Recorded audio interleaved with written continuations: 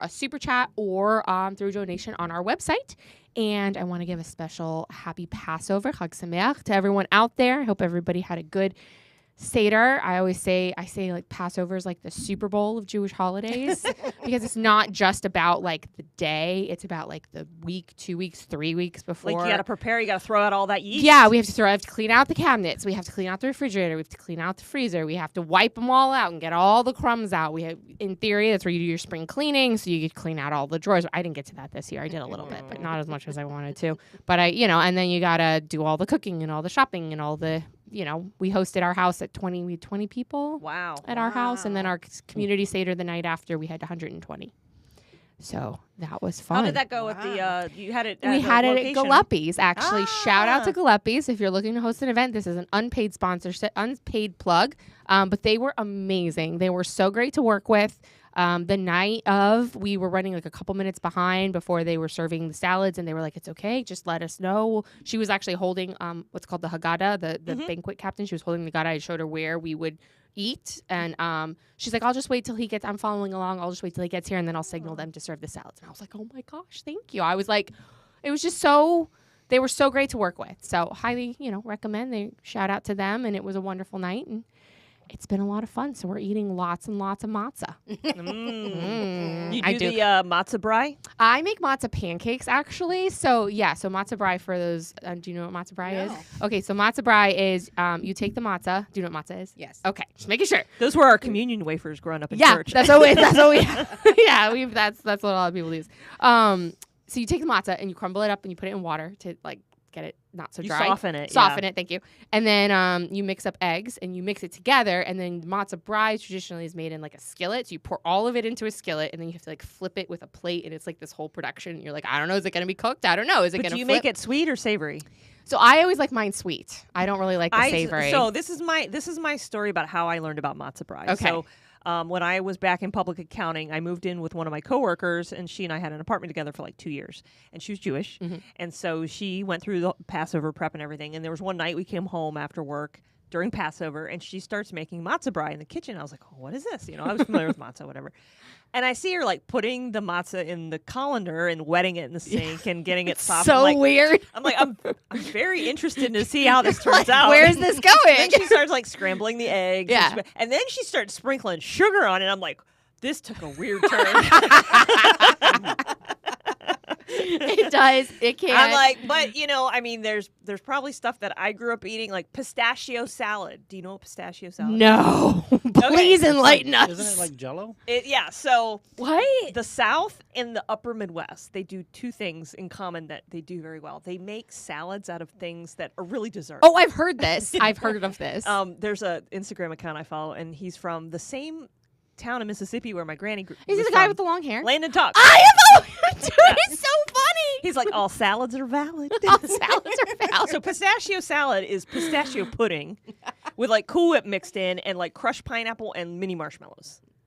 Huh. It sounds so weird, but it is I think it delicious. sounds really good. It is think delicious. I'd eat that. Yeah, and you serve it along on the table like during the With main dinner? course. Yeah, it's not on the dessert table. It's on the regular table. But like, doesn't that clash with the savory of like no, the food? it all combines in your stomach anyway.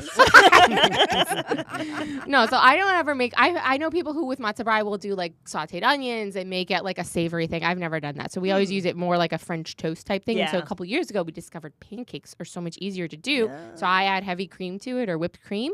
Make it like super fluffy, and I make it almost like French toast batter. So I add some cinnamon and vanilla, Grand Marnier and stuff, and I cook them like pancakes.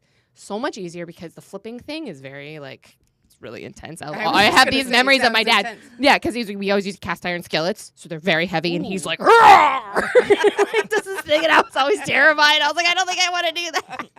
So my kids have eaten matzo pancakes, and then I also created a new creation. Sorry to totally derail everything. A couple years ago, last year we did. Matzo cinnamon matzo toast crunch with the matzo as like the cereal squares. Yes, so we always made matzo toast like with cinnamon sugar on it, and I was like, oh my gosh, I had this brilliant idea. I crumbled it up and threw in some milk, and now it's cereal. So that's what they're eating every day, all day, breakfast, lunch, dinner. So anyway, happy Passover. Moving on. What's up, guys? I feel like it has been like the busiest 2 weeks Oh of my my gosh, freaking yes, life. yes. With nothing going on really, and Nothing. all at the same time. I'm like, I look at my calendar. There's not a whole lot going on, but yet I am busy and I don't have enough time to accomplish everything all day. I'm like, what is going on? Yep. I'm like between like text messages and calling and like next thing I know I'm like it's 4:00. I'm like where in the world did the day go? And then God forbid if I have to go into work because then it's like a whole nother issue because I'm like well there goes half my day. Work. It gets in the way of everything. It's just a pain in the neck.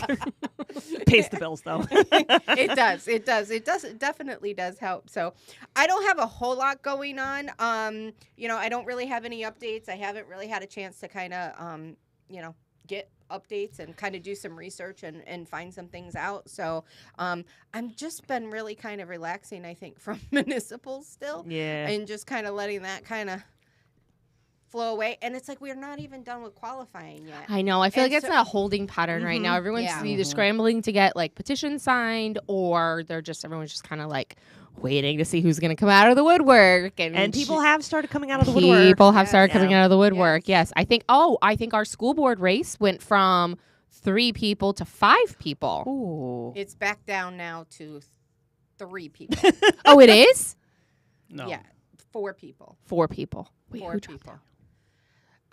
Brian Sedberg dropped out. Oh, he Did he did. really? Yes, and the Democrat Shannon whatever her last name is, started with an S. She dropped out. Oh. So Oh, I feel like there's a story there. Is there not really, I don't think. 3 Republicans in? Yeah, No, because I the think third. they're all I Republicans think the now. third one who joined her, Gloria, I think her Gloria name is, which I Branch. remember because that's my mom's name. Ah. Gloria Branch. Her grandfather, somebody in her family was like her father was a longtime school board member. Really? Yeah. Mhm. Oh, so she's got name So recognition she's got already. like, well, it's a different last name, oh, but very- she can. I think what's her dad's name? If anybody knows, I please can't drop it in the remember. chat. Is it I- Art? I can't remember. I can't remember. But I do know He that was a school her- board member for a very long yes, time. Yes, for a very long time. So interesting. it's Okay, it's an open race. it's So- a off. I mean, like that's what I'm saying. and it's not the qualifying period is not over yet. Right, that's what Not I'm over. saying. No. And then in CD23, which we don't usually talk about too much congressional stuff, but still, like we had someone else is now back in, right? So how many people are in congressional? There's probably 23. Nope. There's probably 7 or 8 at this point. Yeah, there's a lot. I feel like every week there's like more or less somebody's in, somebody's out, somebody's moving, somebody's Well, not. and not only that, but in CD25, qualifier jumped in against Crissetti this week. There's somebody that's going to run in the primary against to Crissetti. primary him. Yeah. Yeah. Who's the seat holder? The Debbie income- Wasserman. Oh, that's Schultz. Debbie Wasserman. Yeah. Okay. Yeah. Good grief, guys! Work smarter, not harder. We're gonna. I was telling somebody this the other night. I was like, listen, quite honestly, if people, so many people in this race really wanted to beat the Democrat that is in this race, they would sit down, have a come to Jesus meeting, and say, all right, you're looking money, put some criteria out there. Who has the most support? Who has the most this? Who is the furthest along in this process? And the person who's not says, I'm going to withdraw. I'm going to throw my support behind you. Let's combine forces. I want a seat in your cabinet. Or I would like, whatever. I don't care. Whatever. Make some kind of deal. That's what the Democrats do. And win. Let's beat a Democrat. We could flip one of these seats if we put the resources into one candidate to do it. But you're asking Republicans to join resources, and they won't do that because that's what we do, unfortunately. And then we lose. And then we lose. And then we complain that we lost. Yes. Wah. Yeah. So, no complaining. The no complaining zone. We're not wandering in Egypt anymore. You can't complain. But the thing of it is they split volunteers, they split money, they split resources. And then they you don't split like each the other. party. And then, my candidate didn't win. I'm not going to go work for that candidate. And then the thing of it is that they get mad at the party because the party's not supporting them. But because there's so many Republicans in the race, as a party, we cannot support them. And so then it's like, as a regional director, aren't you going to help in my campaign? Aren't you going to help in my campaign? I'm like, it's up to you to get support for your campaign. Yes, this is a reminder to all the candidates out there.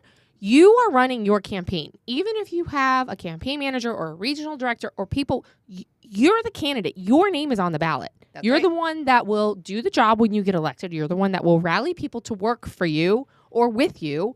And it can't be up to anyone else. You have to do it yourself. Otherwise, you're not going to win. And and you have to be willing to ask for support from people. Yeah. You know, if somebody's like, "Oh yeah, I think you're great. Are you willing to volunteer on my campaign? I need help." make the ask. You know, and this is the thing that I drive home in my regional meetings all the time is it's like, candidates, you have to give the ask. You have to ask us what you need from us if you want support. And then, you know, we always have those candidates that are like, you're not supporting me, or you're not, you know, you're supporting. I'm like, if you don't like how I'm supporting you personally, then become a better candidate. I can't help you. Like if I can't fall in love with your platform and your ideas and all of that kind of stuff, like I'm going to put my personal efforts behind the candidates that I think that are going to win or that deserve to win, or at least have a shot at it. And if I'm not supporting you and you're mad at that, be a better candidate. We are not the everyone gets a trophy no. group of people No.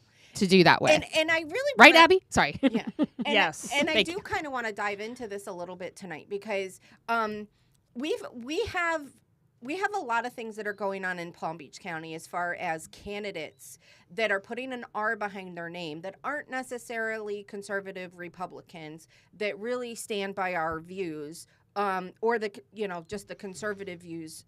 They are thinking, and this is, everybody is telling everybody that there's a red wave coming. And so just like for the Democrats for years that were, you know, the conservative candidates, they would change to Democrat because that was the only way that they could win in Palm Beach County. Well, I'm here to tell you it's going the opposite way now.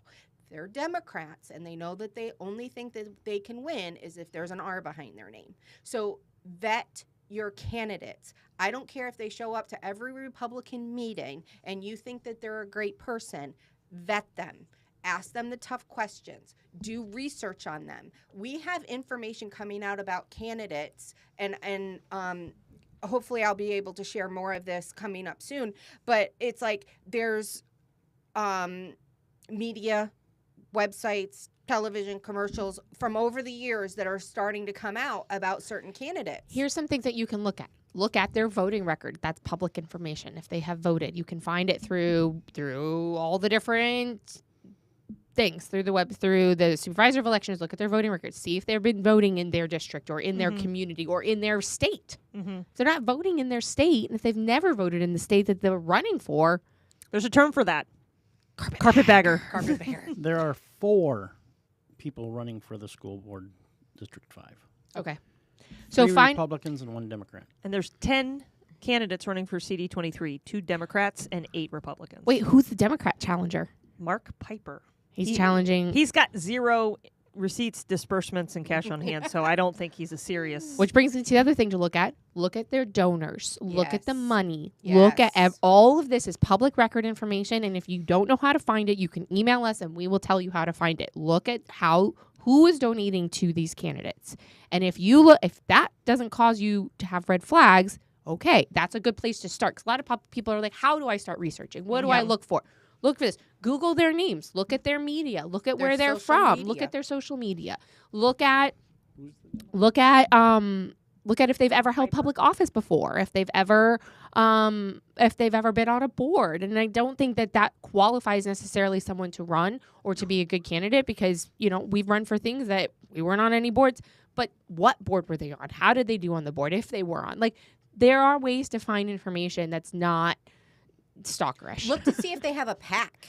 Yeah. Look A to see lot if of times the PAC has the candidate's name in there. So through the Sunbiz. No, through the Florida of Elections website, you can do like a query where it's like contains, like if the name contains something. So if it contains, you know, like the last name of the candidate. And PACs aren't necessarily bad. No, they're not. But you want to know, then you need to dig into the PAC. But that's where the big money comes in, especially from, you know, the Democrat side or that dark money. That's where that usually It's happening. goes It happens on the Republican side of too. course, But of yeah, course. that's and then the last thing you should look at is what nonprofits are they involved in.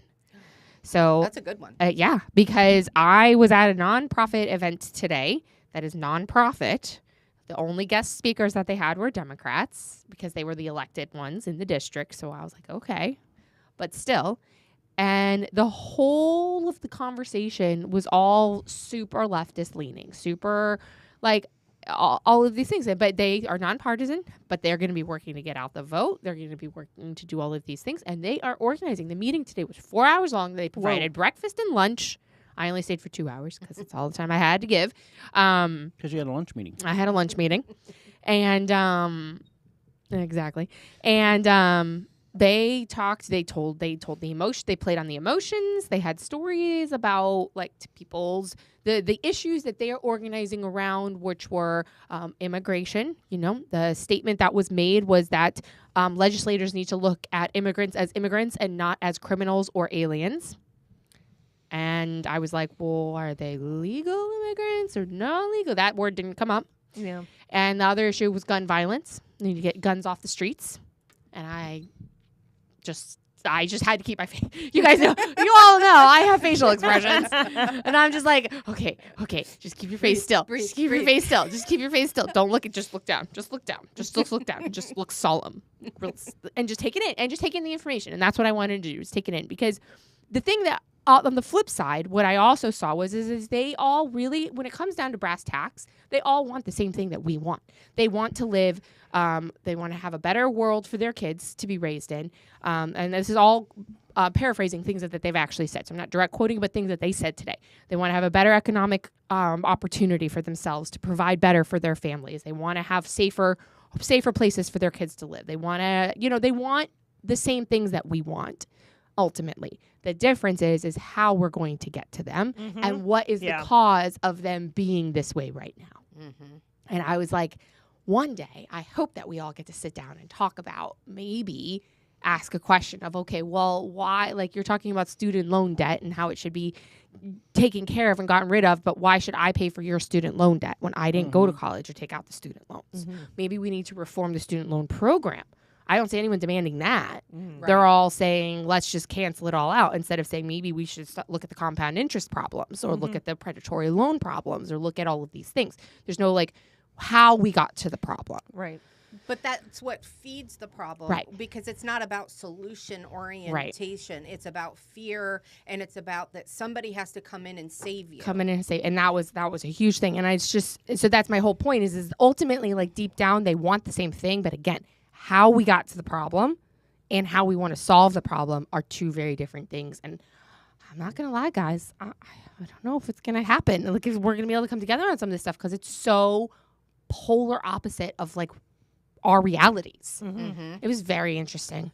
So anyway, I didn't mean to. And I think it comes down to, again, like that research, that vetting, because it's like when COVID was a big thing, right? So it was like, if I didn't have the experience that I had in healthcare and knowing like how the body works and things of that nature, I probably would have went along with a lot of things for a long time. And even when it started, I was like, okay, we don't know what's going on, so we're going to play cautious and we're going to, figure this out. But because of my research, and this all came back because in when was Allie born? In 2000. So it was right around 2000 I started to do the research about vaccines, just in general. Shh, can't say that word, we'll get kicked off the internet. and so I learned a lot of stuff doing that research that I never. That was before the internet. Right. That I mean, I remember going to like Educate Before You Vaccinate conferences and things of that nature. Like, I was like, it was a whole new world for me. But it's like, I looked at the studies. I looked at how long it took them to come up with the vaccine. When was it mass rolled out? I looked at all of that data and everything else. So when COVID came, I like had this resource of knowledge that I was like, I'm like, they're telling you to put a mask on your face, stay in your house, and eat McDonald's. Like, that was really basically what we were told. And I'm like, everything in healthcare tells me, get exercise, get fresh air. Go in the sun. Get sunshine. Vitamin D.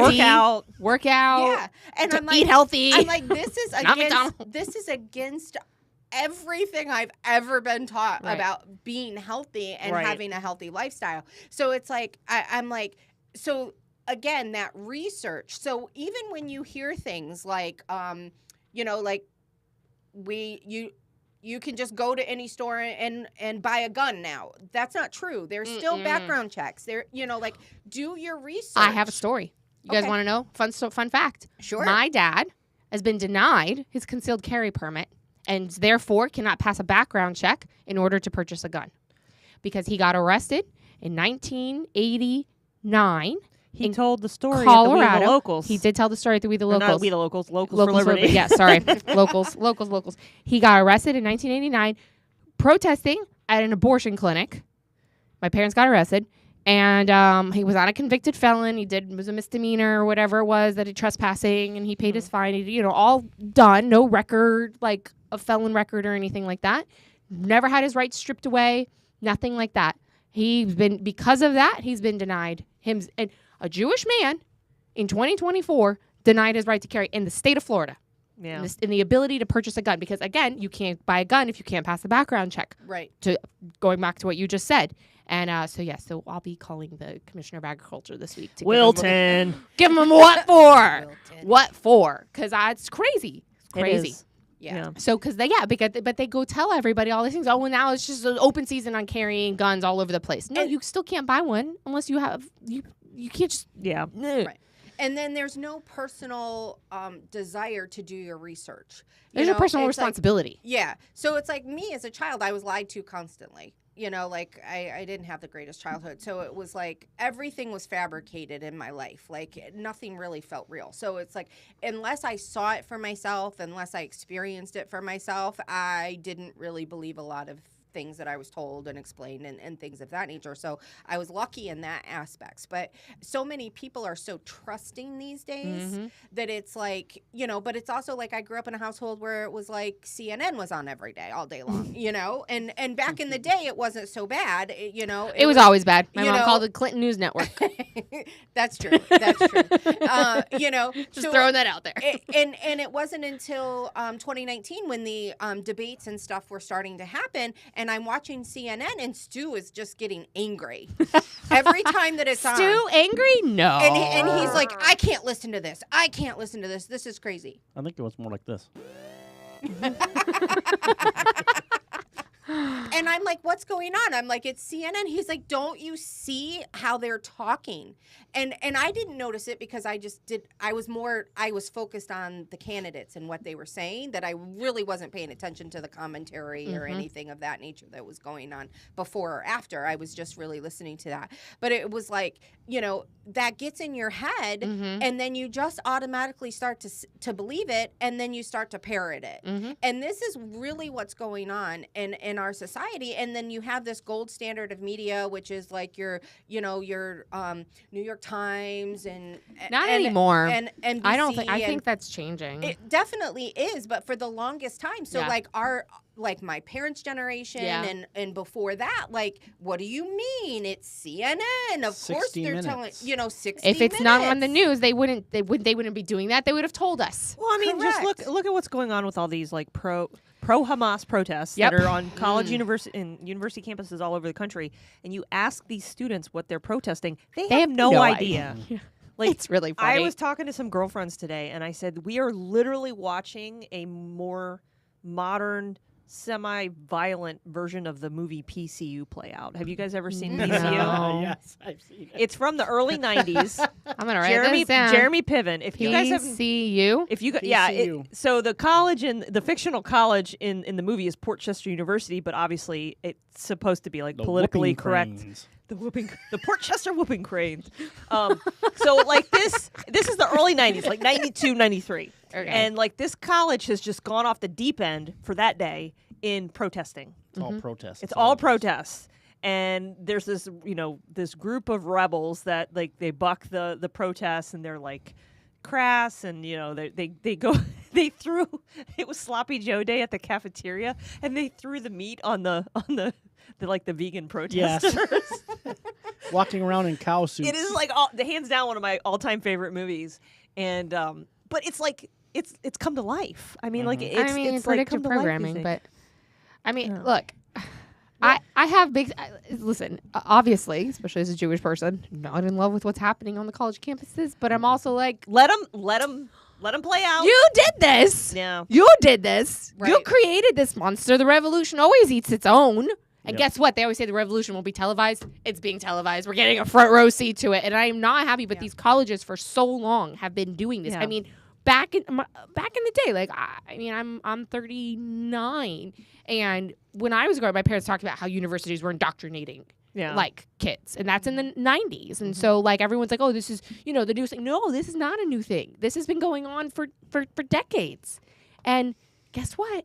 Chickens have come home to roost, and now we get to watch them implode. And I'm very curious to see how it's so play interesting because we started to watch the TV show House of Cards. Oh, it's such I've a started great watching show. that. Yeah, I'm so a couple it was seasons in. So like we just got to season 5, so I don't want to spoil it. Don't spoil for it. you. Was there But only 5 seasons? No, Or there's 6. Okay. There's 6. So we're like at the beginning of season My 5. husband's Kevin Spacey's, so whenever he sees him on, he's always I like, know, ugh. I know, but this is I'm not a big fan either. No, but it's because he plays that role well. He does play. Well, it's because he's shady AF as a Right. person. Right. But so we're- it makes sense. But we're watching this, and it's like the things that played out in our elections in 2020 played out in this show in Oh, yeah. 2016. And I was like, how in the world did not anybody see this? Like, how were we not like informed that like, hey, red flag here? Like this was a House of Cards episode, season 4. Well, that's when you're like, we're living in a simulation. Yeah. Yeah. So I swear. And I Sometimes don't know- we are. Are we living in the Truman Show? Like my husband and I, sometimes Right? crazy things happen, and we go in our room, and we're like, are we living? Is this real? Is this real life? I don't know if any of you guys have seen I think it was HBO Veep with Julia Louis-Dreyfus. I've seen some of it. My friend Suzanne, shout out to Suzanne. She's like, Abby, you have to watch that show. I've seen a because few episodes. It's hilarious. It is like it's Kamala Harris. Mhm. It's Kamala It's Harris. Kamala Harris before it was Kamala Harris. No. I'm telling For you. her, she's deep to D. What? she's deep to deep. Deep. I'm wondering, guys, are we living? So you tell us, are we living in a simulation? What Well- would be the indication that we are? This is the thing is I think they want us to live in a simulation. That's why they're parodying these shows and Well, and, what and came all first, of that chicken or kind the of egg? stuff. That's predictive programming. So then when we see it on TV, then we see it in real life, we're like, oh yeah, that makes sense. It's like, why do they have movies like Contagion? Why was there a movie? There was a movie about COVID that came out before COVID. Mm-hmm. Well, why? So that way when the COVID comes, The COVID. The COVID. when the vid comes, you're like, oh yeah, I'm ready for this. I was told Well, this what is was going to that happen. What was that Obama movie that came out last Oh. summer? I don't remember what it's called, but I know Oh, exactly. yeah. On And, Netflix. Yeah. It just Yeah. came out. Yeah, Yeah, this the fall, Not last like End fall of Days or anything whatever. like that, but it was called. I can't remember. It was Oh, something I like can't that. remember the Well, name they of just it, came but- out with Civil War. Yeah. That's out Yeah. now. So woohoo! And Dan Bongino says you might want to watch it. Civil War? Yeah, I've heard that it would be. It's interesting to watch. So, okay, let's steer away from the doomsday and like bring it back down to local. Well, the only way that we can stop this is doing our research and making Agreed, sure agreed. that, And that- getting Agreed. involved in campaigns. Pick Correct. a campaign, get involved. Okay, Yes. And- go. Yeah. Happy, So please. no. Bring us back to reality. Well, the happy reality, not the mean- hide in a bunker reality. No, but I mean, all the craziness that's going on at the federal level obviously impacts us here at the local level because we're feeling the effects of inflation, like Yes. both personally, but also like, sitting on the city commission now, like we've got budget season coming up, and we have to be able to pay for all these Budget season. these capital improvement projects, and everything costs so much more now. And So your much unfunded mandates, like the homeless encampment. Homeless encampment. Oh, okay. We'll come back Leave to that the world one. behind. Leave the world yes, behind. Yes. Okay. Yes. Thank you. So it's, like trying to figure out how to pay for all this stuff. I mean, obviously tax revenues are up because property values are up, but like what happens if that changes? Yeah. Like that's what happened back in 08, 09, 10. Right after they cut taxes. Right after they cut taxes. Yeah. I know. I remember looking at that data and like seeing the graphs and how like we cut taxes and then all of Oh, a sudden yeah. everything. I'm like, this is not good, people. I'm This like, No. is this dangerous. is not good. So I know. mean, When Maria it Marino does- was talking about that last night, I was like, sorry, Abby. Totally keep cutting you No, off. no. So I mean, like, what's going on in nationally impacts us locally, and it's but we've got to have good people involved. Yeah. That can kind of cut through the noise Mm-hmm. and really try to do the best for their communities. So, so I guess I'll say that I've had a lot going on this month too. It's been a Yeah. crazy last couple weeks. We've had extra meetings at the city level. We had a workshop at the beginning of the month. We had an extra meeting. We We have an extra meeting next Tuesday night because we're trying to push through all the stuff. But it's interesting because, like, sitting on the Charter Review Committee last year, now we're passing the stuff that we recommended, and I'm on the other side. So Tuesday night was take your kid to commission meeting night, and my niece got to come with me, and she sat next to me, and they gave the kids like a bingo sheet. Aww. So like while they were paying attention to if they were paying attention to the meeting, like they heard the words, you know. But we passed. So fun. It was cute. They started it about 10 years ago, and like obviously like, the mayor has 4 kids. 2 of the commissioners have kids. So like there's a lot of young kids that like come and they think it's awesome to sit up on the dais. Oh yeah. It was so funny. The mayor keeps a big bowl of full-size candy bars and packages behind. That's why you wanted to be a commissioner. Like, Kyle, you're trying to make me fat. But it was funny because it was right in front of my niece. Oh. The whole meeting. And she was eyeing it, but she like didn't want to touch it. You know, she's like, I don't know if this is for me. This is the mayor's candy. So the mayor's oldest daughter was playing in the regional final for the girls' flag football, like high school playoffs. And so he and the kids all came in late because she ended up winning. So Pompano High School's going to the state Final Four in girls' flag football. Congratulations. Congrats. And as soon as the meeting adjourned, like all 4 of his, no, they weren't all there. I think 3 of the 4 were there. They made a beeline for that bowl. And as soon as Caroline saw that like they were helping themselves, she's like, oh, yes, please. Yeah. Thank you. So, but it's really cool. I mean, like, it's good that the kids, you know, it's good for the kids to see like how things work. And, you know, Caroline's like, oh, you made so many motions in seconds and like, you know, all that. We ripped through 9 ordinances related to the Charter Review Committee. And it was first reading for 7 up. No, I guess they all need 2 readings because they're ordinances. But, you know, 7 of them are going to go on the ballot in November. Wow. That's a big ballot. Wow. Yeah, and the Broward SOE charges per page, like per additional page. So then we were like trying to figure out like, oh, well, like how many pages? Like there's like 3 columns typically on a page, but you got to put it in 3 languages, English, Spanish, and Creole in Broward County. So it's like, how much are they going to the cost, you know, because it's so just like for people out there, because this is like a special election for the city of Lighthouse Point to be on the November ballot, we have to pay an additional amount to the county SOE.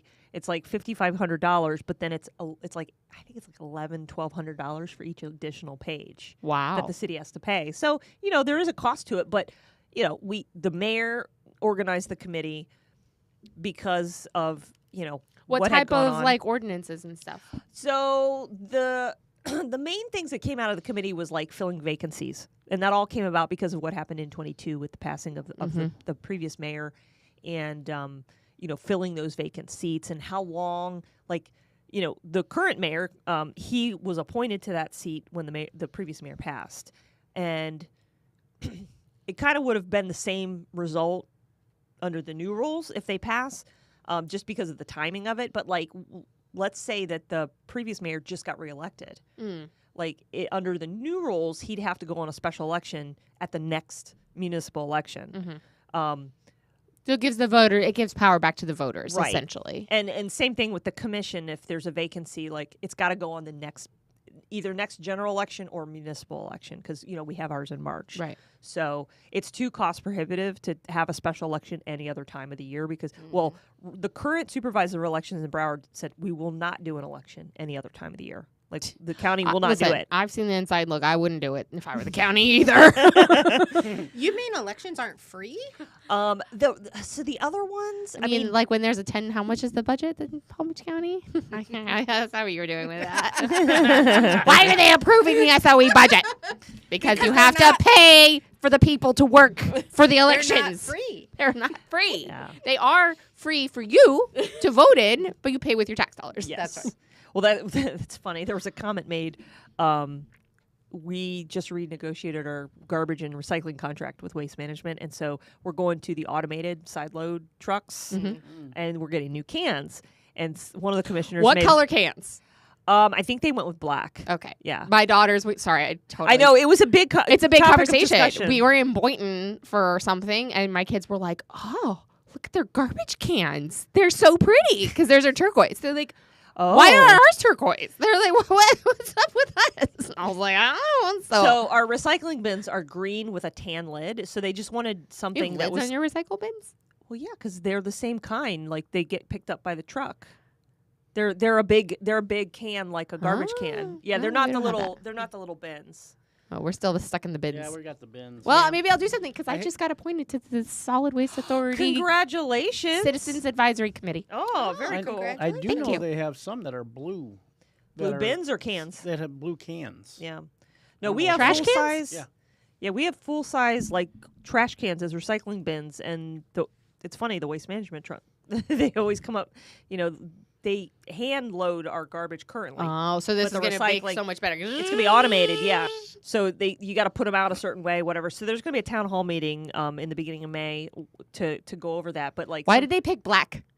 Because it's different from the green and tan. Okay, I was just It was curious. either black or like royal blue or navy blue. I don't know. They wheeled in a whole bunch of cans. I love this. This is my favorite. This Choose was your small can. town. This was one of the small city. This town was one of the politics commission is meetings picking before the I got color sworn cans. in. Yeah, it was right before I got sworn in. love But it. somebody made a comment about everyone being excited over their new free cans. I'm like, they weren't free. Your tax dollars. Ching, ching, When you said ching. they brought in the cans, all I can think of is like, the song where you're playing with trying to get the chair. Musical That chairs. Musical chairs, that song going in your head going, dee, dee, dee, dee, dee, dee, dee, dee, dee. Which one are you going to pick? Yeah. But Oh my gosh. anyways, where was I going with all of that? I don't know. Charter. I interrupted you like 16 a lot of the other charter review stuff has to do with either like kind of cleaning up some of the like and I know, like at first I was like pronouns. Oh, we're dealing with pronouns. It was replacing pronouns with the department head titles. So like referring to the title as opposed to like he, because our current charter, which was written in the 50s, only as like he or him or whatever. Oh, yeah. And so, some people take offense like, well, why can't it be a woman mayor or why can't it be a woman police chief or fire chief? So they just replaced everything with the Well, department that's the head. whole reason why a lot of cities went from councils to commissions. Commissions. Correct. Yeah. Yeah. Boca, don't get any ideas. Specifying that like the commission president, vice president, get elected the second meeting in March every year because it just wasn't in the charter before. And then establishing a charter review committee every 10 years. That's a good idea. Yeah, because we hadn't had one since like I 2004. wonder when our last charter review committee was in Boca. I'm going to look at that. So my friend Tim Fadgen, who is, he was the council president in the city of Plantation, but I don't know if you guys have heard, the mayor in Plantation had to take a leave of absence just this week, and so now he's acting mayor in his absence. They hadn't had a charter review committee ever, and the city's like 70 years old. So they just had one last year too. Yeah, Plantation is interesting because it's it's the only other strong mayor city in Broward. Huh. And it was in the Sun Sentinel this week, but the mayor had to take FMLA because he's dealing with he had been prescribed some pain pills after an accident, and he developed an addiction. So he's actually going through treatment That's for rough. that. It's And terrible. so in the event of an absence, the commission president or council president, they have a city council, takes the place of the mayor and is the acting mayor until the mayor's return. So he's the acting mayor now. What's happening? Sorry to shift up from Yeah, go council to school board. Any updates on Broward School Board It was shenanigans? let me tell you something. So Let me tell you something. we last Sorry. 2 weeks ago. What was it? April.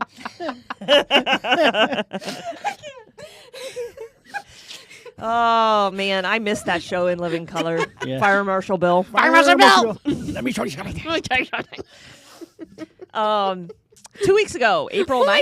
Is you okay? She's good. I think it's about the inside joke. Yeah, there's that too. April 11th. That was our last podcast. Oh my god. Okay. So it was before there was Sounds a right. lot going on in Broward County the following Tuesday. There was the county commission meeting where they were discussing the sales tax increase. Oh yes. Okay. And then there was the school board meeting where they were going to talk about possibly firing Superintendent. not the superintendent, the general counsel because General of all, counsel. because that's of all right. the stuff with the Department of Education and the charter school, like Not paying 80 the charter million- school yeah. money that they should have. Right. So both meetings started that Tuesday morning at like 10 a.m. And I was like, I don't know, like Dealer's choice. Which one do I watch? I'm gonna watch the county commission meeting because I care a lot about the sales tax. I care about both, but the sales tax, I'm like, we can't have sales tax. Well, minutes into the school board meeting, the superintendent, who was just hired 9 months ago, resigned. What? He resigned due to health reasons, due to a medical condition. And so the school board, they actually ended up voting to terminate him immediately because he was going to work through the end of the year. But I guess, whatever. If he had worked through the end of the year, if he had resigned, he wouldn't be eligible for like severance or benefits or whatever.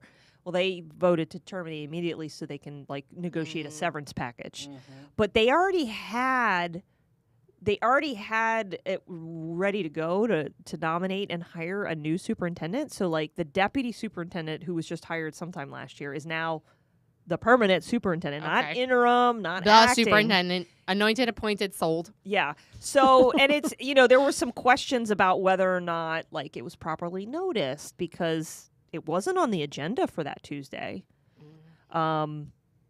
It's just, it's like the same old at the school board. And let me tell you, like, I'm not privy to like the inner workings of what's going on, but it's just like, they can't get anything done because they just keep just chaos. Is it because they are a split school board where there's enough dissenting voices to stop Not really, because craziness? there's 9 members on the Right. school board, and currently there's 3 Republicans, so it's still 6-3. So they still could get stuff done and They just could still get outvote the Republicans Yeah, constantly. It's just yeah. more so their operating SOP is just chaos. Yeah.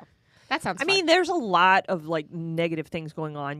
There's enrollment is way down. They're planning to close schools in the county and sell off properties to like raise more money because they can't. There's stuff that needs to be paid for, and it's like They can't. where's the money going? And they have a gazillion-dollar budget. And this is the problem. Smack the I microphone. forgot the arm was there. Gosh, we're a hot mess today, Yeah. guys. And I think this drives down to like Democrat control, because it's like they have pushed the can of fiscal responsibility down the road so far Yeah. that it's like now it's like literally the floor is falling out. Well, of, and like they use COVID funds to pay teacher bonuses, but that's not a recurring budget item. Like once Right. those funds are gone, they're gone. So how are they And going they to pay?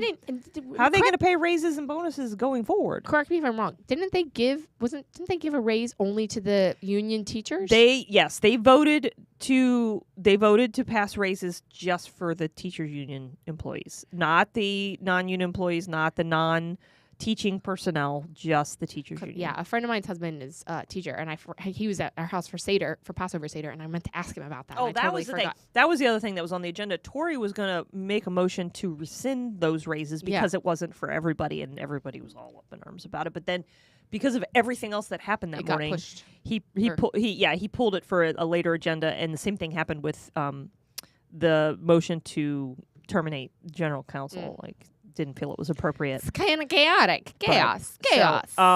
So switching back over to the county commission meeting that morning. Okay. So update us on the So- sales tax for the heart check. So at the March meeting, check. the March meeting, the commission voted to approve to move it forward to the next meeting, the April 16th meeting.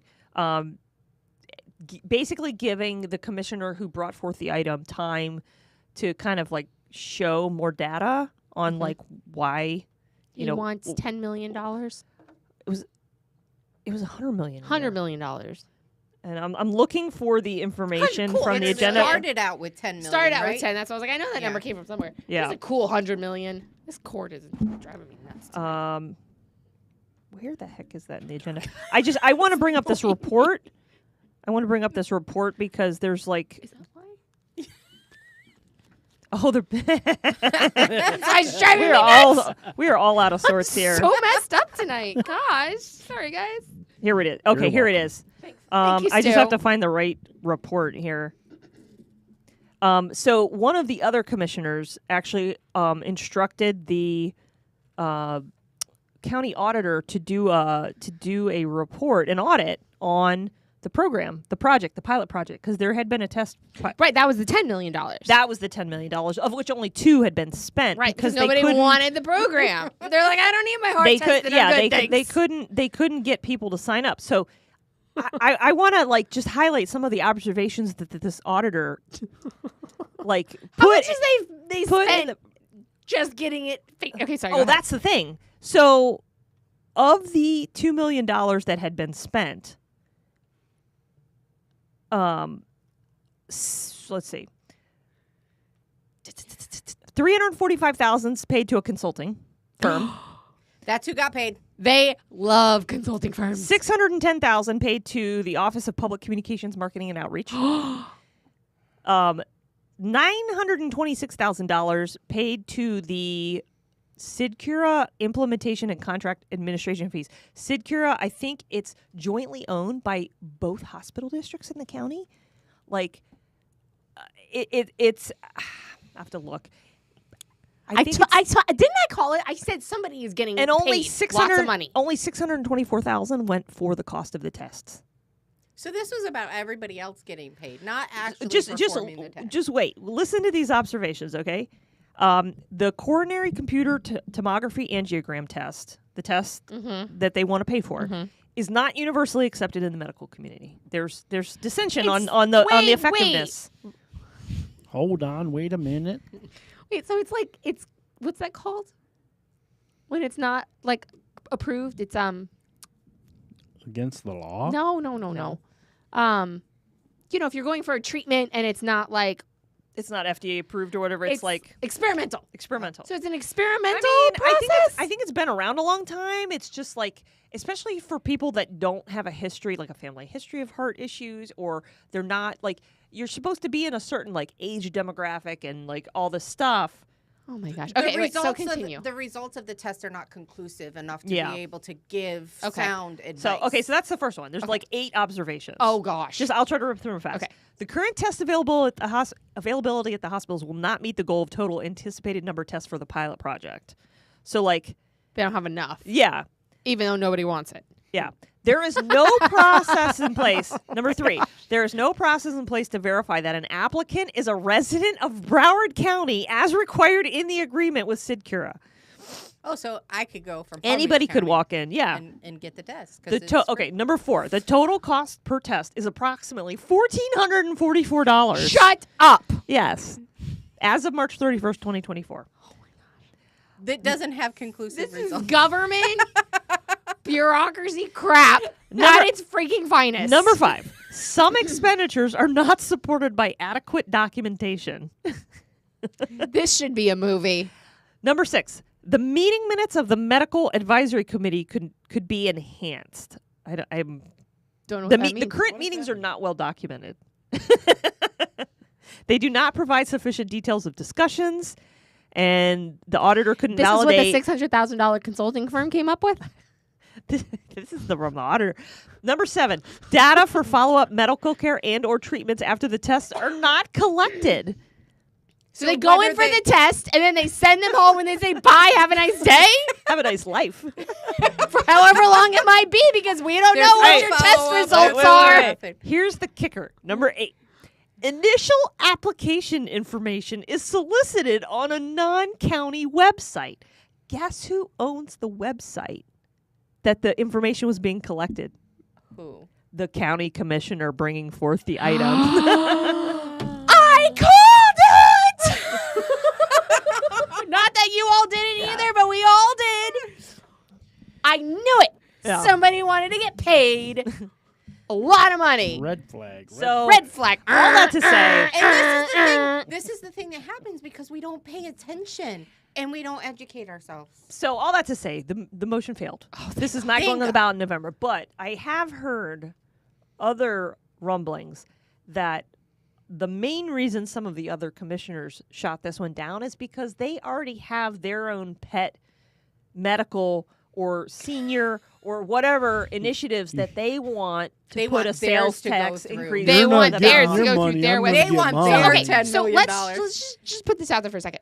This is one thing that did fail. Yeah. But see, But how many of them actually pass? How many of them are actually done? But this is the thing. It didn't have to pass. They all got paid.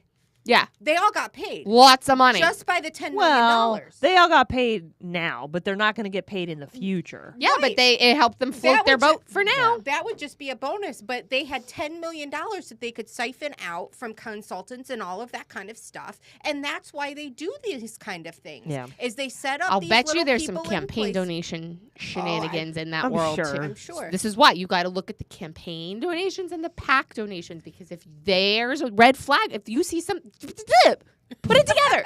Internet sleuths, whatever term. Yeah, you use. all campaign contribution information is publicly available. Mhm. Yep. And You if can I see- will be willing to bet if someone wanted to dig into this commissioner, there's probably some campaign contributions And from it one of comes- these firms. It comes back to the nonprofit aspects of it.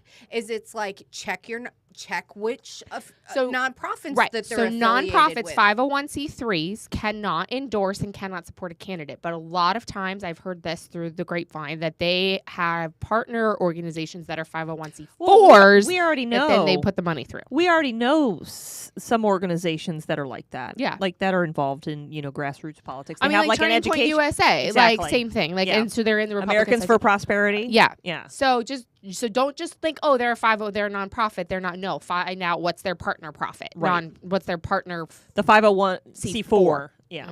Yeah. So, oh shoot, I had a thought also on this. No. So, yeah, it's been pretty busy. It's been pretty active in Broward. Obviously, the qualifying period's going on there. We've already talked about CD23 and CD25. It's weird that CD24 is like a Miami-Dade County district. But Yeah. 23 and 25 are both in Broward. I think it goes like because it goes down to Fort Lauderdale, then it goes down to What like does? scoops around. 23 goes down to Fort Lauderdale. Yeah, it's like the coastal areas of And Broward. So then it goes down. So to then it, like, 24, and then loops it comes around and loops back up. 25. Okay. I Oh, did hear that's right. something interesting about CD20. I think I might have said it to you guys. I haven't heard of any Republican candidates jumping in CD20's race. Because obviously it's currently incumbent is currently what's her name? Sheila McCormick. McCormick. She got elected in early 22 because of the special election. But I did hear that Luther Campbell, aka Uncle Luke of Two Live Crew, is considering running Uncle against Luke. her. We read that. Yes. We read that. Which would be really entertaining to watch if he does end up running. And it'd be kind of cool if he said one of his songs to her, like, Well, one of did the you? Do you guys remember the one that he made in honor of the Broward sheriff and I don't know who this person. who was the governor? Maybe it was Bob Graham who just passed away like last week. Who? Bob Graham. He was the governor in Florida Oh. and senator. He passed away last week at like 87. Oh, I didn't know that. Yeah. Yeah. They Two Live Crew, because they were being banned from like performing in from certain areas in the state of Florida. They made a song specifically for the Broward sheriff, which I can't remember his name from back in that day. And I'm then gonna I have think to it was look up Bob this Graham. band. And basically it was like Two Live Crew. they were. I mean, I remember I was young then, but I remember when all that was going on. And it was very scandalous. Yeah. Very scandalous. But it basically was F the police, F the police, F the sheriff. Oh, okay. I've heard Yep. Tim Pool talking about this. Or the group. one I think he should tell her is get the out of my house. He says that to her. So I know he's been kind of involved in like community. Organization. Yeah. He was big with He's a community organizer. Oh yeah, he's a huge UM supporter, whatever. Booster. I guess Booster, they- yeah. But I mean, I was a Hurricanes fan growing up until I went to Florida, and they always had the Catholics versus convicts when they played Notre Dame and all that. So it's on brand. On brand. So. But yeah, we're just in Broward. We're getting ready to organize and get out there. I mean, it's gonna be come June, come July. I think It's gonna be 2 years ago. hot. Yeah, I remember door knocking in July in 22 for the primaries, and it was just hot. It's brutal. brutal. That's why I'm like, you guys get out door knocking now. The weather's amazing. I am grateful that we have our municipal elections in March in Lighthouse Point. Oh yeah, me too.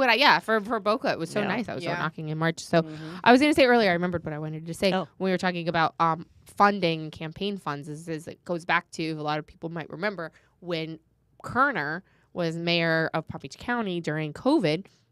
And they mandated masks, Mhm. and then he placed an order and spent $11 million Yes. to send not 1, not 2, not 3, not 5 masks in 2 separate packages, so 2 separate mailings. It never fit anybody because they're too small or too big. Correct. To everybody in Palm Beach County. And the person that he contracted it with was a campaign donor. Yeah. I returned mine in my speech that I gave to the county commission that went viral and asked for my money back. I never got it back. I think I actually had one in my glove box. I still see people wearing them every once in a while. The Palm Beach County ones? Yeah. Oh, I forgot. I kind of blocked that out for a hot minute and just talking about like campaigns and donations and stuff like that. Like that's the stuff we started digging into. And when we saw that, we and nobody cared. Nobody did anything. It didn't matter. Oh no, he said, oh no, it was a no bid contract. Oh, it was COVID. We can't do big contracts. It needed to be happen quickly. It needed to happen quickly. So he used his contacts to be able to. So he used his contacts to be able to spend $11 million on masks. On masks. And they had Palm Beach County. They had the city logo on them. Cloth masks. Cloth masks. Yeah. Reusable. They're reusable, Abby. You can wash them. It had like an insert you could put in there. Pocket. Yeah. And we threw ours away. We kept them around for a while, and then, like I said, the second package that came, in my speech, I brought it up and I laid it down. I said, I'm going to leave these right here. I want a $5 tax credit on my next tax bill. Still waiting on that $5 credit, Palm Beach County. No, I never got it. But I did unseat Weinroth. So, we unseated Weinroth. So I'll take the win we there. won in a different way. Yeah, we did. All good. We did. How are we doing on chats, Abby? Well, we've got some new viewers tonight over guys. on Rumble. Shout out. Ruth Fieldbeck. Hi, Ruth. Hi, Ruth. She left a few comments. She likes her research and knowledge. She said she can relate to your dad. She participated in Operation Rescue. Yeah, that's what it was. Operation Rescue. Yeah. And then Reverend Mariellis Hernandez. Mariellis. Hi, Mariellis. So she said, "Good evening, ladies. Loving the podcast." I just introduced her to the podcast. I had a long conversation. We've had a lot of new followers on Facebook. I know. Yeah. You're welcome. You're welcome, Jessica. Love it. No, that's awesome. I have been working a little bit here and there to get us out there. It's exciting. Welcome to all of our new followers. Yes, Please like, share, subscribe, and get us out there. We would like our voices to be amplified as much as possible. Yeah, and we and need go your back help and to do listen that. to our old episodes too to get a feel for. I highly recommend starting with Fiery but mostly peaceful Christmas. Yes. That one was best just episode fun. ever. That was a fun episode. It was. Nuh-uh. It was. So it was not. Yes, why not? Oh, because Stu wasn't here. Oh, yeah, Stu wasn't here. That's right. Sorry, Stu. I just want you to listen to the one episode that Stu wasn't here. Just for the fun of it. My husband subbed in that night. That's why I'm promoting went it. off the rails. We did go off the rails. It was so fun. We had to call in. We had to phone a friend to get everything set up properly. So. Yeah. We managed okay. Oh, did we want to make an announcement about our next episode with our special co-host? Our special co-host? Oh, yes. Okay, so unfortunately, Abby is not going to be able to be with us at our next episode, which is May 9th. But we have invited a special guest co-host, which is Tracy Caruso from The Jolt. I am so disappointed I'm not going to be here for that. I know. Us too. But I'm sure she's going to be great. Yeah, I saw her last excited night. to hear. I'm excited to watch the episode. It's going to be fact. fun. So, we'll have some conversation, get to hear her story a little bit, and talk about local politics from her perspective. For those of you who don't know, I think she's the executive editor, isn't she? Or she works. Jack Fernari owns The Jolt, and she works she kind of manages. I can't remember her title. I should know that. She'll let us know. She'll let us know. Tracy can let us know exactly your title. But I know she works. She's one of my favorite writers in The Jolt. Her articles are hilarious, and she and her husband is Representative Mike Caruso, who has been in office since 2018, because he got elected at the same time as DeSantis, also by a slim margin, because they were recounting DeSantis and recounting Mike Caruso at the same time. There was a lot of close calls that year because Rick Scott, there was a recount, which he's up for re-election this fall. He is, yeah. And it's probably not going to be close at all this time No. because they're running So Debbie Murcassel-Powell against him. I've seen her ads all over Twitter. I muted her a long time ago. She couldn't even win re-election in Miami-Dade. Like, does she really think she's going to win a statewide election in a very red state? It's like Weinroth. They do it just for the campaign donations. It's money. It's a grifting game. Well, I mean, the Florida Dems, they're really beat down right now. I mean, Poor thing. Oh, pobrecito. So I don't think they could. I don't think they could get Nikki. anybody. I don't think they could Thanks, get Nikki. anybody to run for that seat. Otherwise, I mean, it was kind of like the way that Nikki Fried became the chair of the Florida Dems. Like Nobody else wants wanted to be the chair of the Florida Dems. I'm still convinced that she's planned by the Republicans because she has been the best gift to the Republican Party ever. She's the gift that keeps on giving. I heard someone. I had the exciting honor to sit in a college class. Which, good Lord, if you ever want to feel old, go to a college campus, not FAU. The Prince of Palm Beach, Andre Fladel, was a guest lecturer at a campaign management and political class with the people that do the polls, right, at FAU. I don't know. There's a whole group that does the polling probably there. Yeah, it's probably them. So the professor of the class is a guy who works at Cornerstone. Was Chip there? No, I saw on somebody's social media. He might have come in. So or somebody. The class was from 4 to 6, and so I was there. Meg Weinberger was there, who's running in House 94, I think, in the super crowded Republican race there. Yeah. She was there. Adam Frankel was there. And then Neil came in a little bit later he's a lobbyist that we know from the county. Is he the one that spoke at locals? No, he works for the county. No, Neil's a lobbyist that goes to the county a lot. He works for private corporations. Anyway, so Andre gave this. It was a 2-hour class. For the first hour and a half, he talked to the book about campaign management, and I'm like shaking as many notes as I possibly can. Some stuff I knew, some stuff I was like, oh, that's good to know. And then he kind of opened it up for questions, and so all the students are asking him all these crazy questions. They're asking about China, and they're asking about foreign policy on this and Israel-Palestinian relations, and then he got into science, and he got into why am I telling you guys this? Oh, someone asked this. There's a reason. I was just sharing information. Filling up airspace. I go, I'll just talk. I'm just kidding. No, so one of the questions that was asked was, do you think that Florida will ever go back to being purple? And he said Florida will be underwater before it goes back to being purple. I'm hearing that. I'm hearing that from... And he believes that Florida's going to be underwater in about 50 years. Literally gave this whole scientific dissertation on why it's going to be underwater in the next 50 years. But essentially was Florida will be underwater before it turns back to purple. We'll find a way to keep it afloat. Sandbags. They'll just be there'll just be pockets of underneath it. Pockets of purple and blue, and the rest of the state is going to be deep red. Yeah. So I was it was very interesting because could have heard a pin drop. I was talking to some police officers, and the question was asked, in a meeting, is Palm Beach County red? And he's like, and they were like, you have no idea how red it is. It is so red. He's like, everybody that in the community, they are so done with voting for Democrats. They are so done. The question is, how much are they going to cheat? Yep. I mean, not as much here, but overall, they're going to cheat. They always do. Well, and the areas where the cheating took place 4 years ago, nothing has changed. Nothing's changed. Right. And I was listening to Tim Pool was talking about he had Scott Pressler on last week or this week. So I missed that one. I know it was really good. Okay, I'm gonna go back. So go back and listen to it. But he has been talking about this for a week or so. But having Scott on was really good. There's data in, I hope I get this right.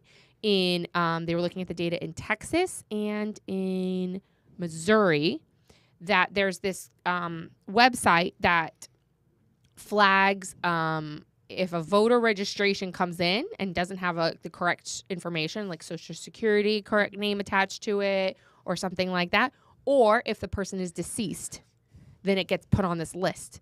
And there are hundreds of thousands of new voter registrations coming in these states of people who are showing as deceased in the Social Security rolls.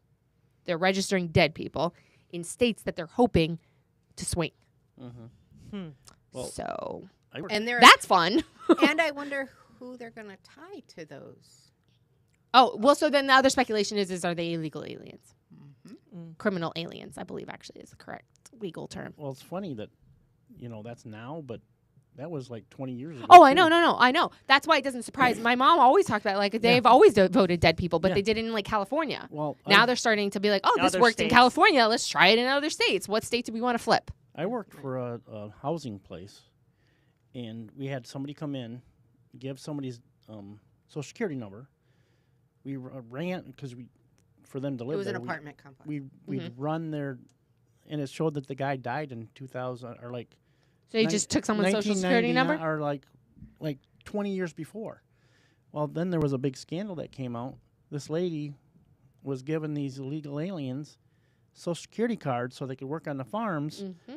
And basically what she'd do is she'd go walk through the cemeteries and take down their names and stuff. And then... We just taught them how to do it, Stu. I know. Oh, please. We're just exposing it. That's what they... No, like, it was funny. In the 2020 election, a friend of mine who was raised more in a more moderate Democrat household has since become a pretty staunch Republican. We were talking about all of the voter fraud and all the things that had happened in 2020 or suspected voter fraud for YouTube listeners. Banners, don't ban us. I don't know what's acceptable or not acceptable at this point on YouTube. So, you know. We push the Rumble channel. Yeah, we're on the Rumble channel. And she's like, did you know they were voting dead people? And I was like, yeah.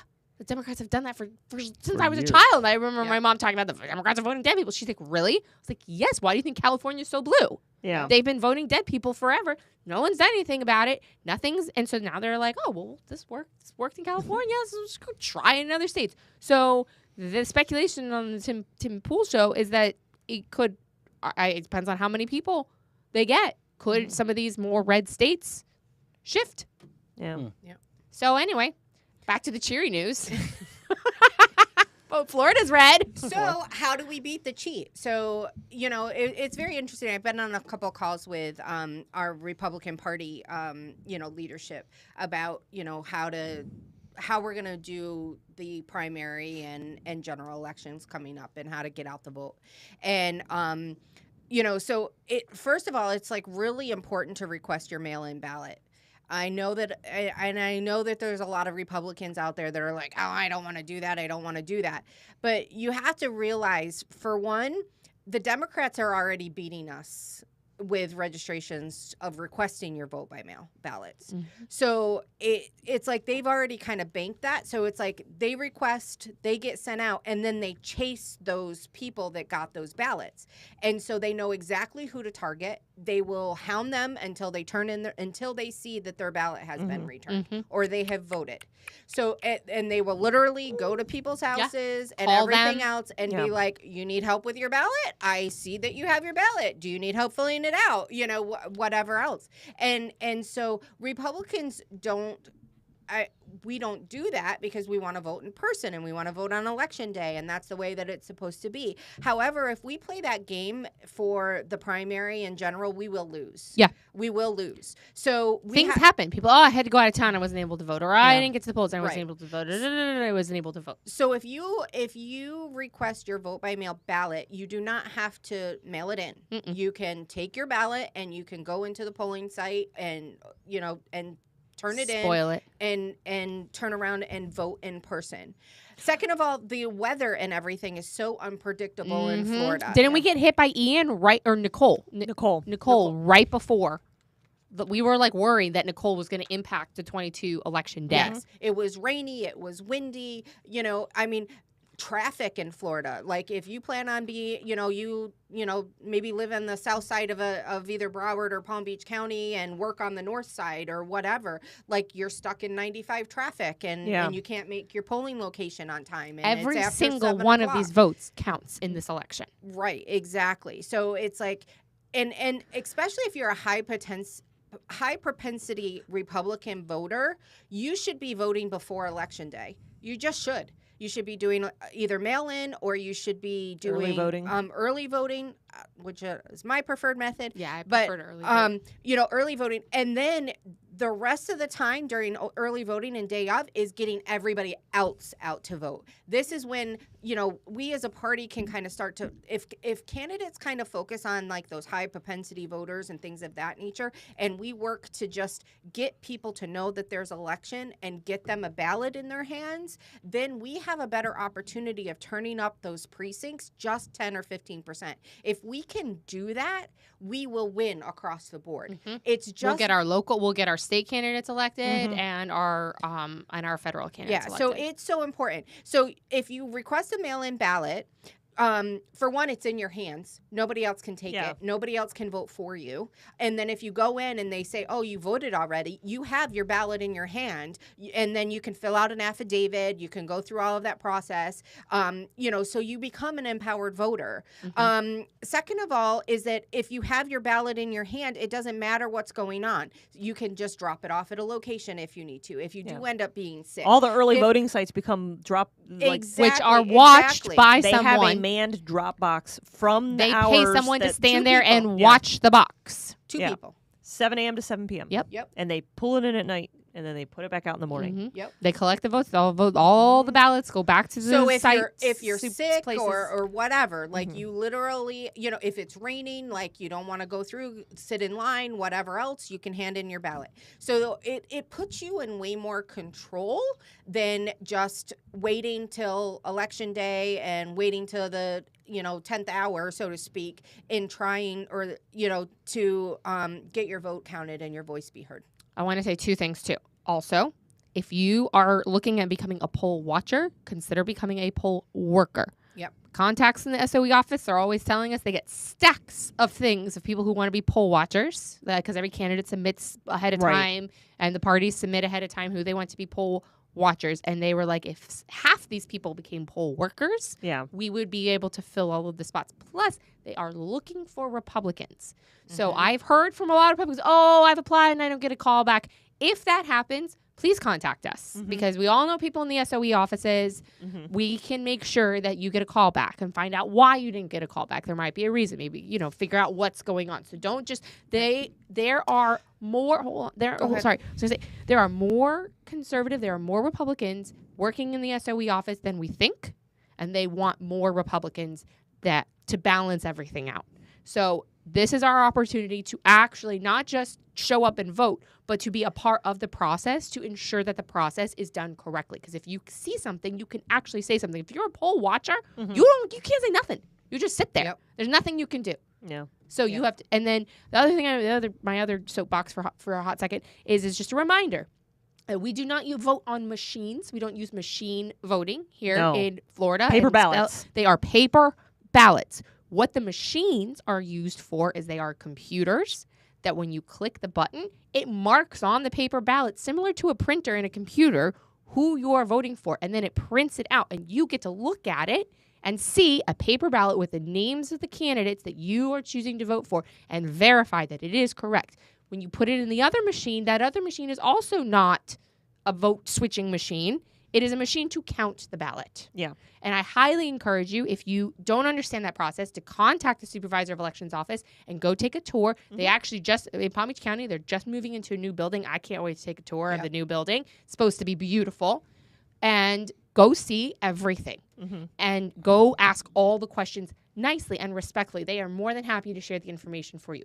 What is not good is when people go in there and are screaming at them and saying that they're going to be arrested because they violated something or other thing, which is happening at the Supervisor of Elections office. It's not a good look for the rest of us. It's really not. And it's very scary because you don't know the temperament and you don't know this person. You don't know these people are coming and screaming at you. And the thing of it is they're saying, so you have to look at it from the employee's point of view, right? In the Supervisor of Elections office, they're like, I'm just doing my job. This is my job. I don't understand.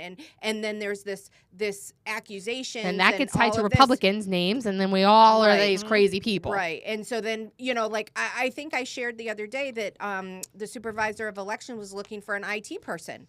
Like, that's a perfect opportunity for Republicans that, want a job in the Supervisor of Election office just to make sure that everything, goes smoothly. So it's like there's great opportunities that Republicans can do. Like I've mentioned this before too. Like the county government, Palm Beach County is constantly they need 500 employees. They're they are so short-staffed. So it's what a great opportunity to make sure that things are moving in the right direction and everybody's doing the job that they're supposed to be is by getting these jobs. Great jobs for, kids freshly out of college, you know, things of that nature, good stepping stones and good experiences in taking some of these government type jobs, and learning the process. Because is what happens is that something like 2020 happens where none of us, and I'm guilty of this, I was not really paying attention, had no idea what was going on. And I'm looking at the TV going, how, this is America. How does this happen? How does this happen? Like, I don't understand.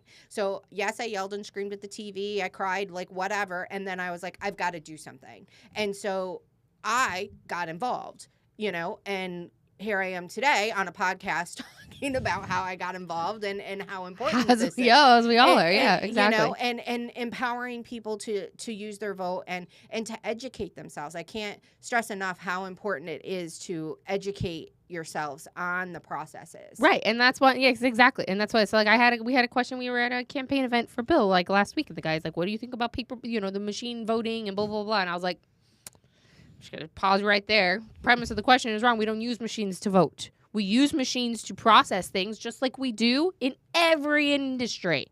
Every industry. Now, if you have questions about how those machines work, again, educate yourself on the process. Go take a tour of the supervisor's elections office and ask all your 800 questions the way that you would anyone else. Don't treat government employees like they're crazy or they're out to get you. Go work for them and go figure out what's going on yourself. And then you can say, oh, this is a problem. Because I'm not saying, oh, it all comes up smelling like roses in any way whatsoever. I know very close people who've worked in the SOE office for a very long time. And I've heard they've been like, this was a problem. And there's not much they can do except for because they work for it. So they'll call the Republican Party and tell them, hey, this is what's going on. For a long time, the Republican Party did nothing. I don't think that's going to happen anymore. But you can only do that if you are in there knowing what's going on. And then you could take it up to the supervisor. And there are more, like I said, there are more people in the SOE office that want to hear what we have to say if we say it, if we talk about it and say, I have a question. Can you please explain this process to me? Because otherwise, how are we going to get anywhere? We're just going to keep doing the same thing over and over again, expecting different results. I, for one, don't want to be called insane. Yeah. And I'll say, we had the Broward SOE. Stop it, Stu. Joe Scott. We had the Broward SOE, Joe Scott, come speak before our February meeting at the Broward GOP. Yeah. He came and spoke. Couldn't open the meeting, obviously, with him in the room because he's Democrat. But he spoke, and he kind of explained, and they, too, are looking for poll workers. And he seemed, like a pretty reasonable guy. Like, he wasn't crazy. Of course, he fielded some questions from some of the people in Breck about the machines and about, whatever. But no, he seemed like a reasonable guy. They've been very transparent for the most part at the Broward SOE. I think some shenanigans go on behind the equipment center in Lauderhill. Which, listen, again, I'm not saying it's all coming up roses. At all. That's why we need to get involved. Sorry. They can have drop boxes at the permanent SOE locations around. And there's one out back behind the Broward SOE. And I'm like, out back? Really? Is there a camera on it? No. Well, that's a problem. I don't think so. Maybe. That's problematic. I don't know. I don't want to speak out of turn. But someone check on that one. Anything, well, they're secure ballot intake boxes. Yeah. Yes. Yeah, they have to give them it's kind of like them renaming the unemployment office in Florida the Department of Reemployment. It's like, is that what they did? Oh yeah. They literally changed the form numbers. That's like saying unhoused. It used to be the wait. It's like calling homeless people unhoused. Oh, the homeless encampments. Okay. Wait, hold on. Sorry. Let me finish with the SOE because I've got a story. I'm making a quick note. Story. They changed the form from the UTC6 to UT6, the quarterly unemployment tax reports, to the RT6 because it's reemployment tax now. So, anyways, back to the SOE. Yeah. So, I will say this. Obviously, the SOEs are up for re-election this year. And I will say that Joe Scott, he's a savvy politician.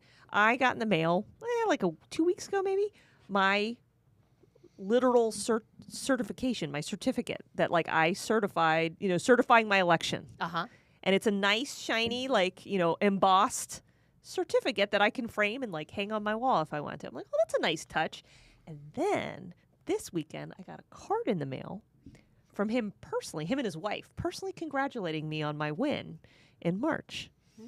A lot of politicians do that. Yeah, so but I'm just you saying. don't think of the SOE as a politician who does that. That's usually comes from the county commissions and things like that. But I did get a very nice letter from my county commissioner, Lamar Fisher, congratulating me on my win. Did you get condolences letters or thank you for running letters when you lost? I got a couple of those. I don't think I did. I got one from the state attorney's office, I think. Really? Yeah. It was like, thank you so much for, choosing to run, even think though I it didn't did. go your way or whatever, putting yourself out or something. I mean, it was a form letter, but it's still, Yeah. I was like, huh. I got think like I 2 did. of them, and I was like, what? I don't know anything. I was so naive. But yeah, so I just I was tickled That's over the very weekend. savvy. Yeah. Yeah. We Okay. should do that as a party. We should do that as a party. Do what? Send congratulations. Or even like Thank you for running. Yeah. Yeah. Notes. I say, I always say that, I give anyone that puts their name out there and runs for office I do credit, too. even if they're bat boop crazy. Okay, so the homeless thing that I wanted to bring up that it was talked about today, and I've heard it in a few places, and I actually am looking forward to when we have on, hopefully if we can get her on, Rep. Peggy, or even Caruso, or somebody who was from the Republican side, to hear about how this bill came about, because I keep hearing it only in the community events, which is all Democrats, which is the homeless bill. Basically, what it is it was preventing or making it illegal for homeless people to sleep on public property or private property, which is already in place, but public property. They must be removed from the public property and put into an encampment space that is not connected to a residential space, and that has to have certain level of living. The encampment has to have a certain level of living approved by DCA, Department of Child Family Services, or whatever, DCF. DCF, yeah. DCF, and then with services to the homeless people. And if they don't provide that, and there are homeless people sleeping on public property, private citizens and businesses can sue the municipality or city that allowed it to happen, is what I was explained to in this bill. So that's public places you're saying? Not Public places. They can't sleep in public places. Cannot sleep in public places. They've got, so basically, The city has to remove them and provide a place for them. through a nonprofit, Nope. Through- Unfunded mandate. through the city Or county. or county. The city or county has to create this space. Mhm. Yeah. You guys heard about provide that? the I have heard about services. it. I think I remember when he did the bill signing, because he signed it already. Yeah, right? it's already signed. It's in law. So Goes into effect July 1st. I think so. Yeah. So what is to stop every homeless person in the world coming to Palm Beach, to Florida? Well, they're already with us? coming here. That's Well, a great I question know. because Oh, yeah, politicians they're don't ask the coming and then from what questions. north. So that's why I would like to. I really like because I've only been hearing the bill described from Democrats. I haven't taken. This is my fault. I have not taken the time to read it. It's been a very crazy couple weeks. Since it came out of signing it and stuff, I haven't had to check it. So if anyone would like to research it and give us, help us out a little bit with that, I can't remember the name. It's HB 1 something. But Actually, in theory, the municipality or the county could chase them away altogether and tell them they had to go somewhere else. But that's public. I don't think so Let me because I get- think if they remove them, they have to take them to this place. They have That's to provide. public places. So like by we're in Boca. What's that called again? Okay, here we go. Where they had the voting, where that we sat out in front of. What was that? The community center. Is that considered a public place, or is that considered a county or a city place? Which That's a- place? Well, the it's community a pub- center. The community center is a public building. It's a public building. Okay. Okay, so it's called. He didn't put this is from Bobby Powell's newsletter today. That the meeting that I was at, he didn't put the bill number on it, but the bill is called. The bill says public camping. This bill preempts local governments from. Wait, is this it? Yeah. This bill preempts local governments from authorizing individuals to regularly sleep or camp on public property at public buildings or in public rights of way unless specifically designated for that purpose. Local governments can designate public property for public camping or sleeping by majority vote. Designated public property must be certified by the DCF.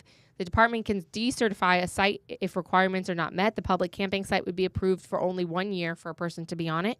Beginning in 2025, a resident, business owner, or the Attorney General can bring civil action to enjoin unlawful sleeping or camping, and a prevailing plaintiff may recover expenses. Individuals who sleep or camp on public property without authorization are not subject to penalties under the bill.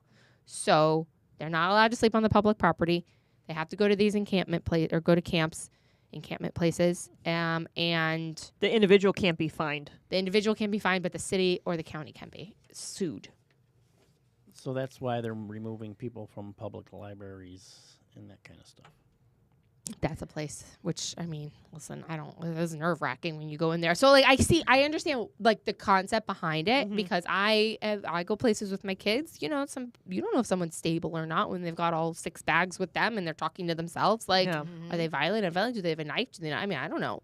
Yeah. So I see the point, the point behind it is to keep residents from feeling uncomfortable and feeling safe in their own communities. But at the same time, the part about being sued is a little unnerving. Because that's going to cost us. That's us paying for it.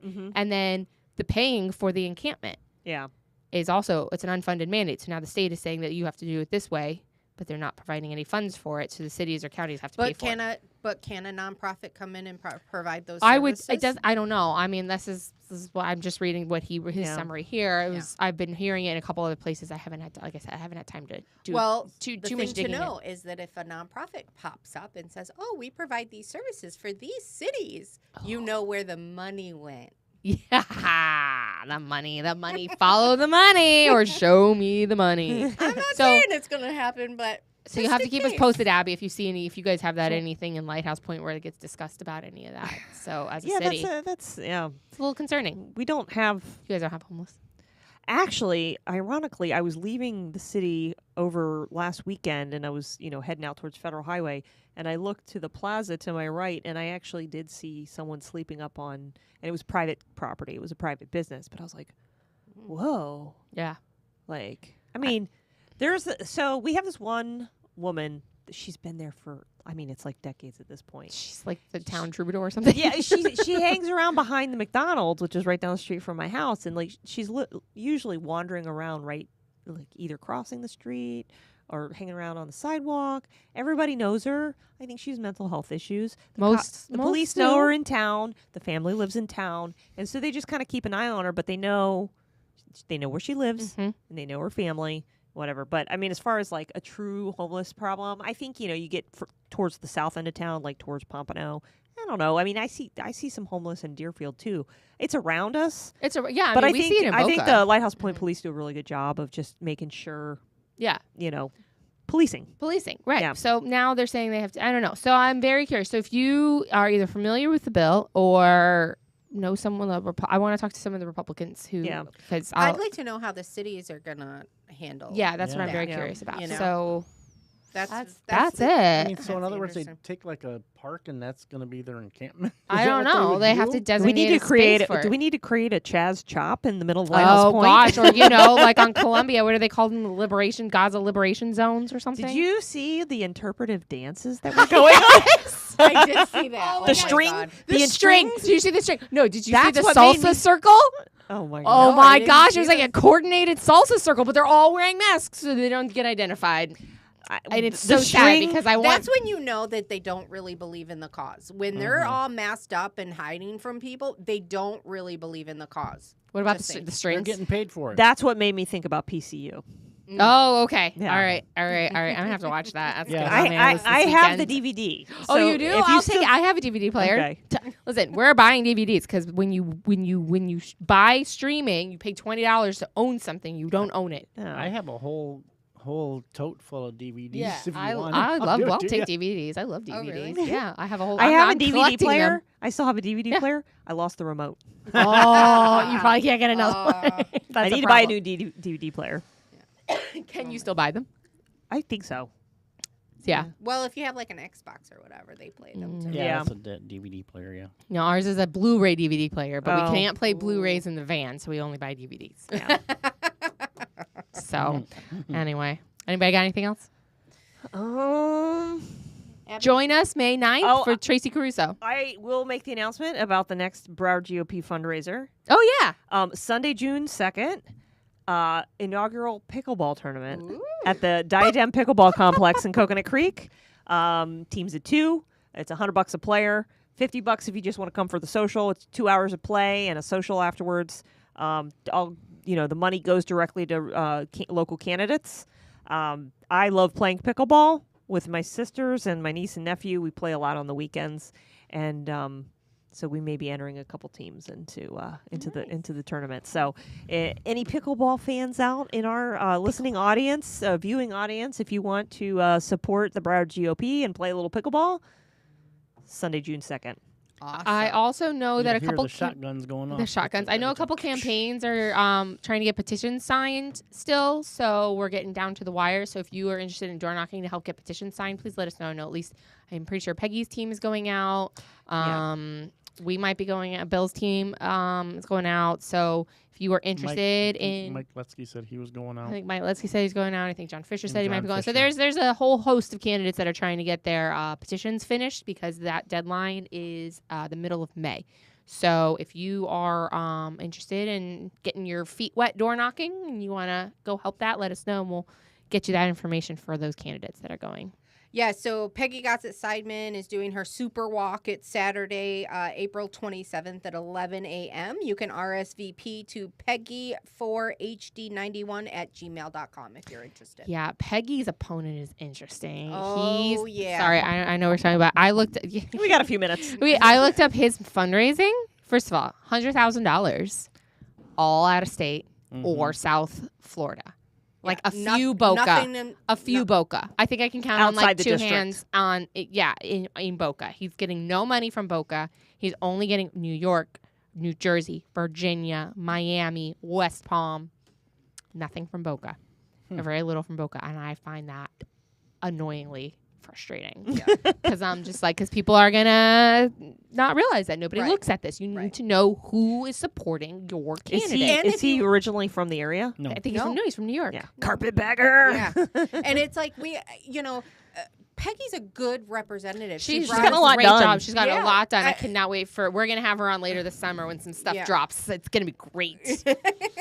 Yeah. So, and people like this, her opponent, it comes in here and acts like, like she's doing a terrible job and that Boca doesn't support her. Guns. He got on this whole rant about guns and how people in Boca don't want us to have I'm like, you don't know Constitutional Boca. carry. constitutional carry. And I'm I was like, you don't know the people who live here? Like, maybe in your condo, but like the rest of us are like, we're good. Thanks. Leave us alone.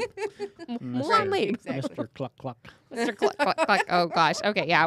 I can't wait to have Peggy on. That's going to be a fun one. That'll be later this summer. Exactly. So. So, are we all good? We ready to close I up? think we're good to close up shop for the night. Yeah. All right. So be sure to check us out on We the Locals FL on X, We the Locals on Facebook, WeTheLocalsPodcast.com. And if you want to email us, you can check us out at WeTheLocalsFL@gmail.com with any of your questions, concerns, anything you want us to check into or pay attention to. Remember that we do have our sponsorships going on. So if you are a candidate and interested in sponsoring up our podcast, we'll put you on our website as candidates to watch. We'll give you a shout out during the episode. So be sure to check that out. All of that information is on our website. Like I said, at WeTheLocalsPodcast.com. And we have our regular sponsorships available as well. If you enjoyed the episode, please feel free to go to our donation button on our webpage and give us a couple dollars so that we can keep the lights on. We really appreciate it. And if you want to give us a donation and want to pick our light color, we have like red. Yes, that's a really good idea. You give us, what should we say, at least a $50 donation. You get to pick the light colors both on the walls and the ceilings. Yes. From the floor and the ceiling. Yes. So we have pretty purple, but there's blue and red and, all But no, and pick green. red because it makes us look really scary. Yeah, that's true. That's true. Like Joe Biden's speech, yeah. Right. But for $50, we'll do it. We'll do it for $50. We'll go red. All right. Thank you, everybody, for tuning in. We really appreciate it. Have a great night and be sure to stay local. Bye. Bye.